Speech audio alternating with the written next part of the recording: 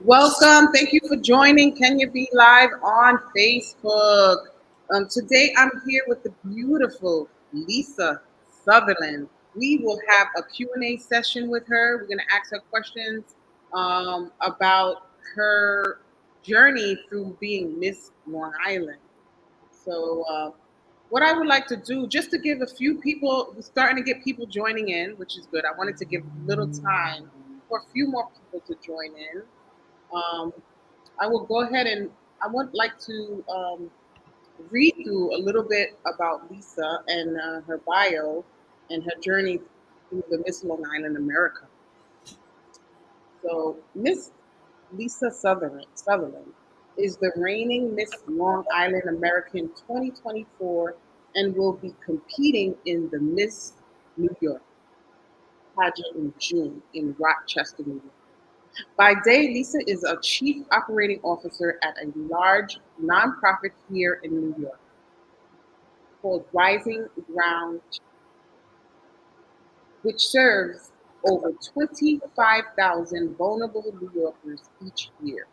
She is also a wife, married 17 years to a tech executive, Jack Sutherland III, and a mom to four amazing humans: Taylor, Jackson, Marisol, and Dempsey.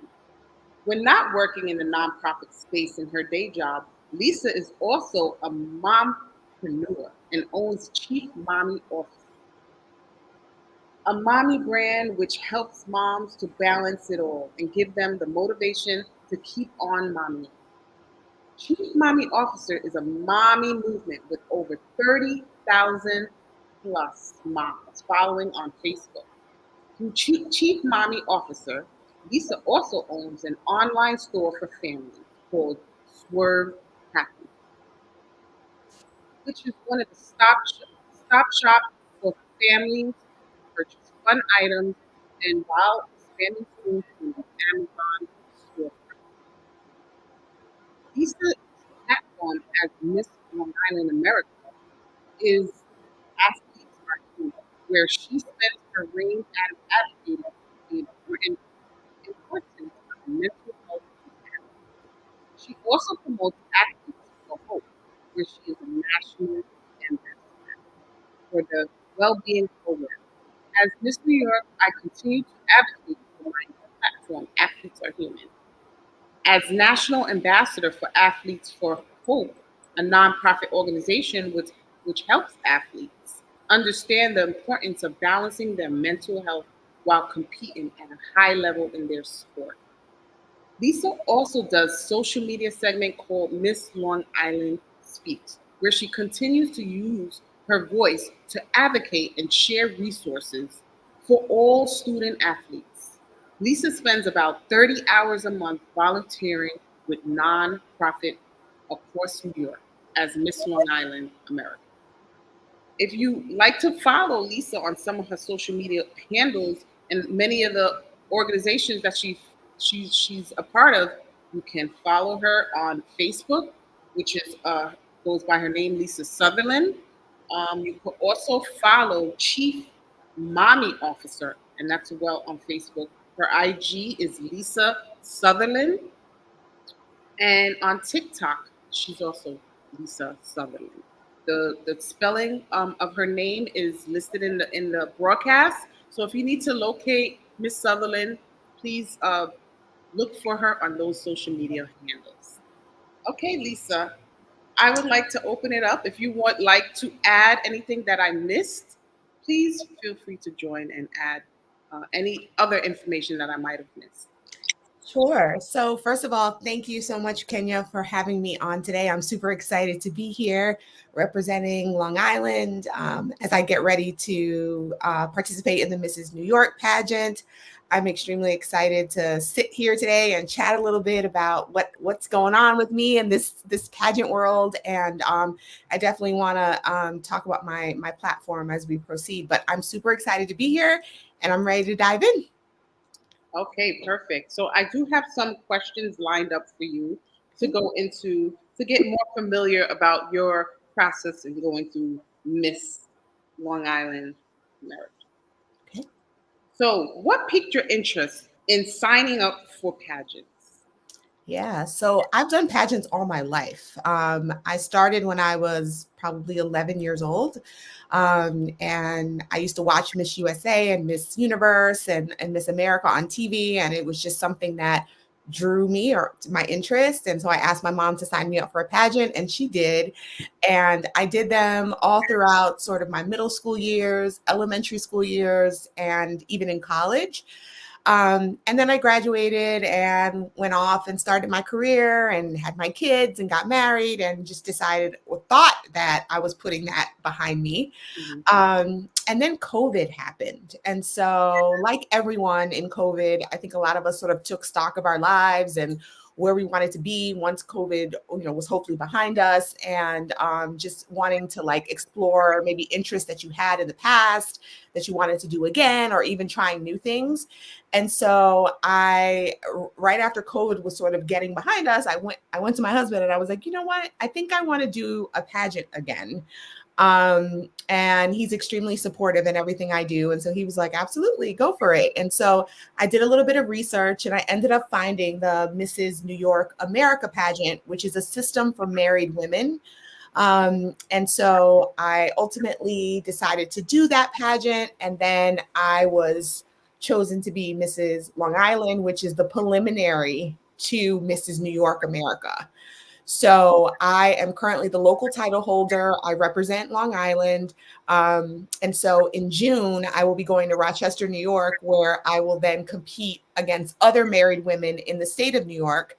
And two winners will be chosen from that pageant. It'll be Mrs. New York America and Mrs. New York American. And then those representatives will then head to Vegas and they will participate in the Mrs. America pageant. Mhm. And if fortunate enough to win that, then they go on to Mrs. World. So this is sort of the local, and I'll be headed to the state in June. Okay, that's amazing. That is amazing. Sounds like a amazing journey already. Just and the support of your husband. I love that, For and that's sure. amazing. For sure. What are some of your goals? Yeah. So, of course, everyone that does a pageant, I think they would be lying to themselves if they said they didn't want to go to the next level and win. And, that's definitely on my heart. And I am preparing and taking those steps to try to get there. But being Mrs. Long Island is such an amazing experience because I get to represent the area in which I live and I get to continue to do and work in the community, which is really my heart's work. By day, as you mentioned in my bio, I am a chief operating officer at a very large nonprofit here in New York. And we help vulnerable New Yorkers. We do everything for kids and families. So we have everything from foster care to adoption services. We help juvenile, those that have been incarcerated and are now coming out. So it's pretty much a one-stop shop for anyone, youth or family related, that need help. And so that is really that gets my passion going. And so the Mrs. Long Island title is just another sort of megaphone to allow for me to work in the community, which is what I really enjoy doing. And it combines me being able to do that with also my interest in sort of what people see on TV, which is kind of like the glitz and the glamour of pageantry and the dresses and the makeup, and all of that is really fun. But behind that, local, state, and national title holders, we all have some sort of platform or something that we're advocating for. And that is really what excites me. So, my overall goal is to continue as Mrs. Long Island for the next couple of months. And I'll be preparing for the pageant. I'll get to the pageant in June, and hopefully, I'll do well there and ultimately get to go to Vegas. But even if I don't, I will continue to be Mrs. Long Island and represent my area and continue to work in the community. Well, I just would like to thank you for all the amazing work that you're doing. Wow, that is so. I love it. I love that you're taking part in your community. You're taking a step forward. Like most people, people may not do that, and you are taking that initiative to go out, start an organization, to help the community. I love it, and thank you. I want to say thank you for it. Of course, of course. What goals do you want to have achieved when you win your next pageant? Oh my gosh.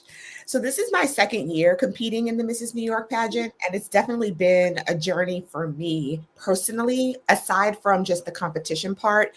But just in preparation, when I competed in the pageant last year, I lost over 30 pounds. Um, and I feel really good about that. And I'm sort of continuing on my fitness journey this time, to continue to make sure that I hit the stage feeling my most confident and my most sort of authentic. Um, I'm definitely, one of my goals is to continue on that, because now it's become sort of a lifestyle change for me. Right. I'm working out much more often, and of course, that's in part in preparation for the pageant, but more importantly, it's in part for me to continue to be healthy. Mhm. And as we know, especially women of color, there's a lot of different things that come about with our health, and so it's really important for us to make sure that we're prioritizing that. And I feel like the pageant is allowing for me to do that. So that's definitely one of my goals. I think ultimately, though, I want to win. So I think, Absolutely. I think I'm like stepping in on that confidence. I think last year when I did the pageant, I wanted to win too, but I wasn't, I feel like I wasn't as confident as I wanted to be. Mhm. It can be very intimidating getting up on stage, and, we compete in evening gowns, swimsuit, and then we also have an interview with the judges. And so you really have to, aside from having the pretty dress and the swimsuit, you really have to go up on stage and really be confident and really let that confidence kind of come outward from the inside out.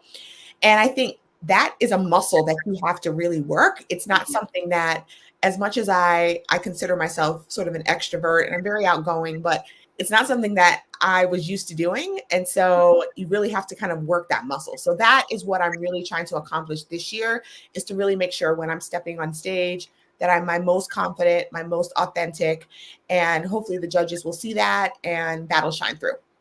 Yes, I'm so happy that you're so very transparent about that and talking about your health and just staying on task and working out and staying focused on your fitness Yeah. and your health. I think that's amazing. And it also resonates to many women who are, all focused on their issues that they may be facing with their health, their body image. So I'm really happy that you shared that, you was able to accomplish losing the weight, and then now you're trying to maintain it and keep it, because a lot of women are right there with you. So that is amazing. I'm going to go ahead and just say hello. That we have some viewers on, so I wanted to say hello to Miss Antoinette Jennings. Thank you for joining us this evening.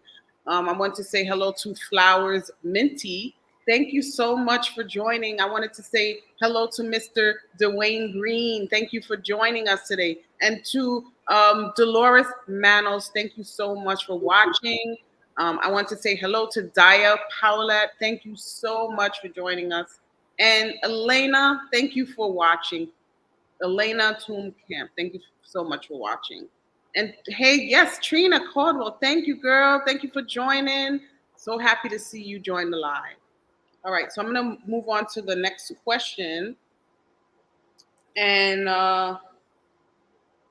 what's the first thing you will do after you win the pageant?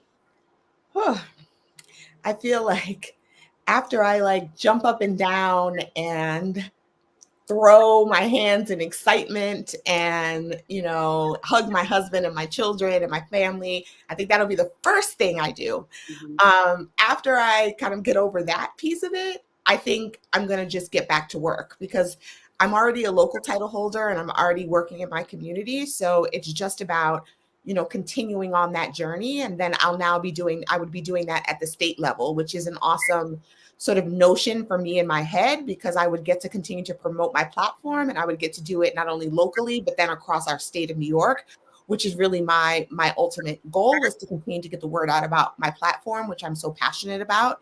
Right. So I think that would be part of it. And I think the other part would be, I would be preparing to go to Vegas, which is the national pageant. And there's a huge amount of preparation that happens. My pageant is in June, and typically the national pageant is in August.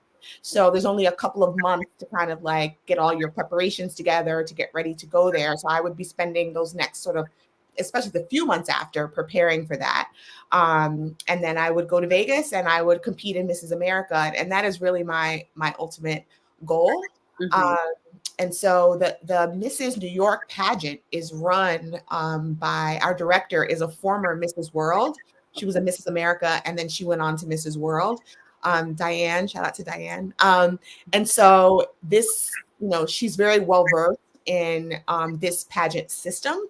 So whoever the representative is for New York is in wonderful hands because she's already gone through this. She was a contestant herself. She actually won. She went all the way to the international level. So it would be a lot of sort of preparations happening behind the scenes and then simultaneously continuing to promote my platform.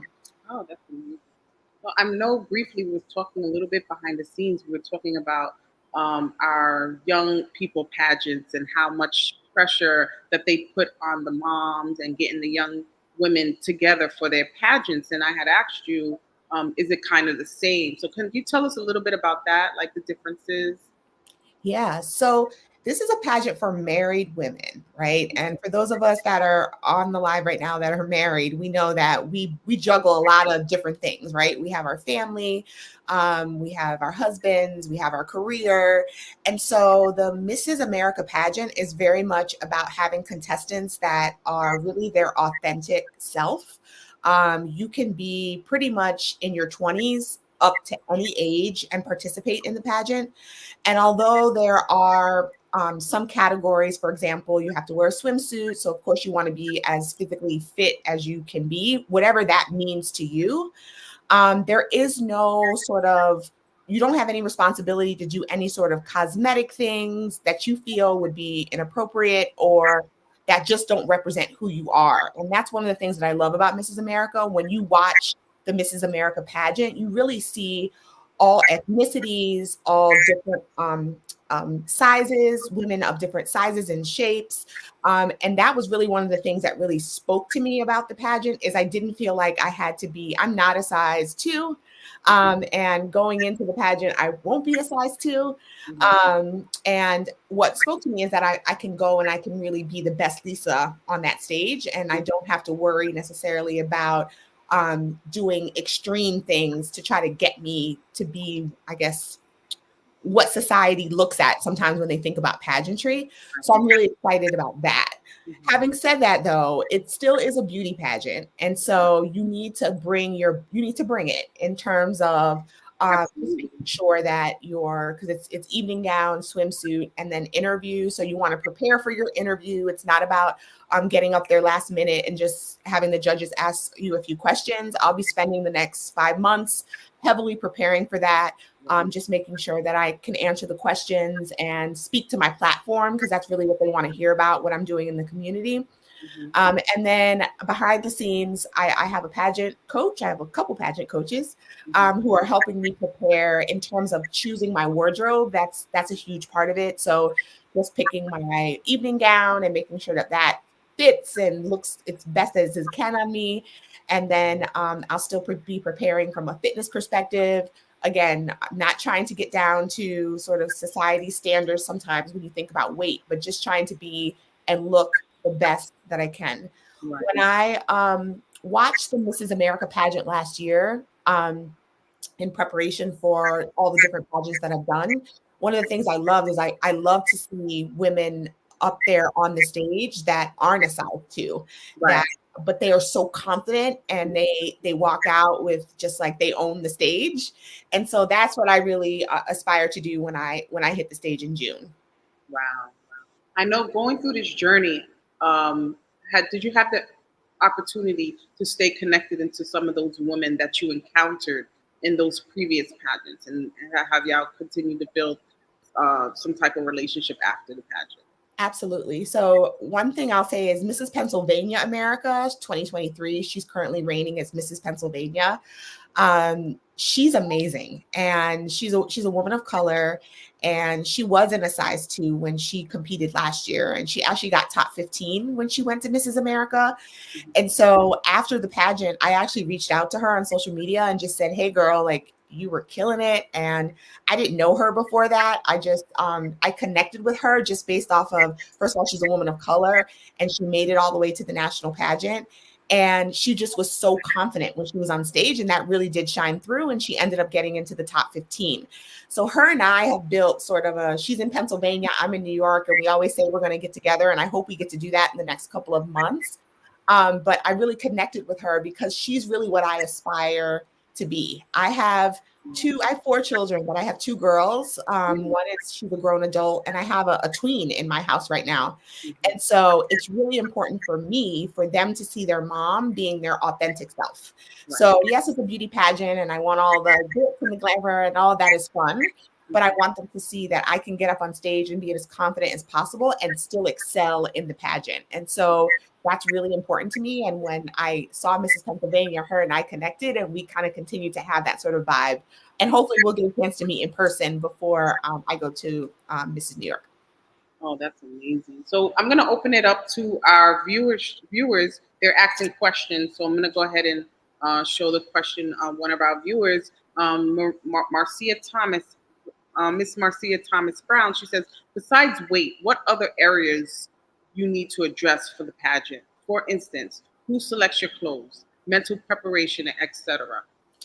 Yeah, that's a great question. So I ultimately am responsible for selecting my wardrobe. And when we head to Rochester, it's a whole weekend of activities. So the pageant is on the Sunday, but we get there the Friday. And so it's a whole Friday and a Saturday of different activities. We have rehearsals, we have dinners, breakfast, an orientation, and that all culminates on Sunday with the actual pageant.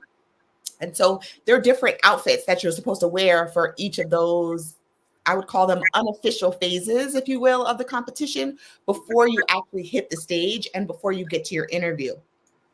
What I learned when I did the pageant last year is those different sort of unofficial phases are still vitally important. So your overall look and how you present yourself, your confidence as soon as you step out of your car at the hotel at the pageant is so important even before you hit the stage on Sunday.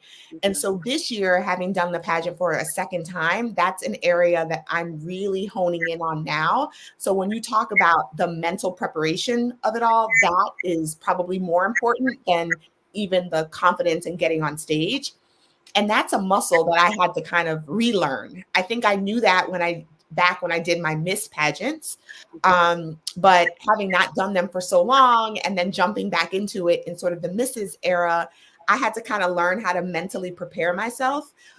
And so this year I feel much more mentally prepared to be able to like rumble once I get to the pageant itself. So that's definitely something that I'm working on over these next couple of months. I would say in terms of my wardrobe, I do have pageant coaches who specialize in helping women just choose things that they think that will resonate with the judges, choose things that look good on my figure so that I feel confident in what I'm wearing. So I definitely have some experts that are helping me along the way, which I'm so thankful for them because that's very helpful. And that's an important component of this pageant journey for me. Yeah, for sure. All right. I hope that answered your question, Marcia. Marcia has another question she's asking. How do you, let me show it to you. How do you deal with jealousy among the contestants? Is there such a thing? So sure, there's definitely that. I think all beauty pageants have some level of that. At the end of the day, it's women competing. And as women, we know sometimes that comes up, right? Where, you may see someone or try to compare yourself to someone, it gets in your head, and that sort of green envy or jealousy may come out. And so that's why the mental preparation piece of it is so important. And just coming and being as confident as you can in the skin that you are in, that God gave you, and just let that shine through. That's ultimately who is going to be the winner. And it's really about that weekend kind of blocking out any negativity or any noise that kind of may be in the background that could be jealousy or something negative. You want to kind of block that out as you would do in anything else. If you're running a race or that there's no difference between some other interests that people may have and pageantry. It's really about kind of blocking out the negativity and just focusing on the goal. and why you're there. And so that's a muscle that you have to kind of, as women, we constantly are comparing ourselves, right? And so you just kind of have to learn how to do that, so that you present yourself the best that you can, and then you have that the most confidence. So the jealousy may be there. I will say that in the Mrs. New York pageant, I met a lot of amazing, incredible women across the entire state. And some of them, even after, we still continue to like stay connected and, follow each other on social media and, try to support from afar. And so that's one of the things that I love about pageantry is I have gotten to meet so many amazing, amazing women who are doing just wonderful things in their community. And we share that same interest. So I try to focus on that and on the positivity part of it and kind of try to block out anything negative that might come my way. Oh, okay, thank you. I hope she answered your question, Marcia. We have a comment from Hermes Echeverra. She said, I was in a pageant and it was fun. So she just wanted to express how much fun she had in the pageant when she did it. So thank you for that comment, Hermes Echeverra. Would you like to tell us any final thoughts as far as what people should expect when you're in the as the competition approaches, what they should expect, and if they will have an opportunity, to vote in the competition at all. Sure. So what people can expect from me as Mrs. Long Island over the next couple of months is I'm going to be out and about in my community. So if you are a local business owner in Long Island, if you are a community member, whether that be at a church or any other sort of nonprofit, feel free to please reach out to me because I am going to be doing appearances over the next couple of months, promoting the pageant, promoting my platform, but most importantly, getting out into the community. And that's really what I love to do. And I'm blessed because I've gotten several requests already for me to come out into the community and really get to know folks and interact. And that's what I really love to do. So people can definitely expect that from me. I think the other thing is they can expect that I'm going to be promoting my platform. So my platform as Mrs. Long Island is I've tagged it Athletes Are Human. And the platform really encompasses the importance of mental health for student athletes. And the reason why I chose that platform is I have a 16-year-old son who is a sophomore in high school right now, who is on Division I track to play basketball. And he actually attends a basketball prep school in Connecticut where he is journeying himself to hopefully play Division I basketball. And over the course of his journey, I have seen why it's really important for student athletes to make sure that they are balancing their talent of being an athlete, but also with their mental health. And that's why I partnered with Athletes for Hope, which is a nonprofit organization that helps student athletes find resources if they're feeling like they need to balance their mental health. And so I am hyper passionate about that just because I have a son and I've seen that journey. I've seen the ups and downs, the highs and the lows of trying to get to your end goal and playing a sport. And so I will be over the next few months really getting out there and trying to promote that platform so that people really understand, everyone has some level of struggles when it comes to mental health, and student athletes are no different. And so I want to make sure that I'm getting out there and promoting that as much as I possibly can. So that is what people can expect from me in the next few months, while simultaneously I will be preparing for Mrs. New York. Wow, thank you for that. So we have another comment from Flowers Minty. And she says, Hey, Lisa, you are a beautiful person. Do you have sponsors to help you with your expenses? So it looks like she's opening up an opportunity there for you. So that's a great question. So, pageantry is an expensive hobby, I will say. And just like anything else, I try very hard throughout my reign as Mrs. Long Island. I do try to get sponsors when I can to help me. And that's everything from, some people will give monetary donations if they feel like they want to do that. But also I've had like small businesses and even they will give me in-kind donations. So for example, I have a small business that's here in the Long Island area that just reached out to me and said they want to sponsor an outfit for me to wear when I'm there for Mrs. New York that weekend. So I try to pick up sort of things wherever I can. If people are interested in sponsoring, that's definitely something that the pageant encourages us to do, because it can get expensive if you are, if you're trying to do it right and you're trying to get all your outfits and wardrobe and all of that together. So that is sort of part of what I do. Is I will from time to time ask for sponsorship. And last year I was able to get a few sponsors that sponsored in-kind donations for me to help me along my journey. Oh, thank you. That's wonderful. So, how can someone get in contact with you? For instance, if they want to help with sponsorship and something like that. Sure. So the best way to find me is on social media, definitely on Facebook or Instagram.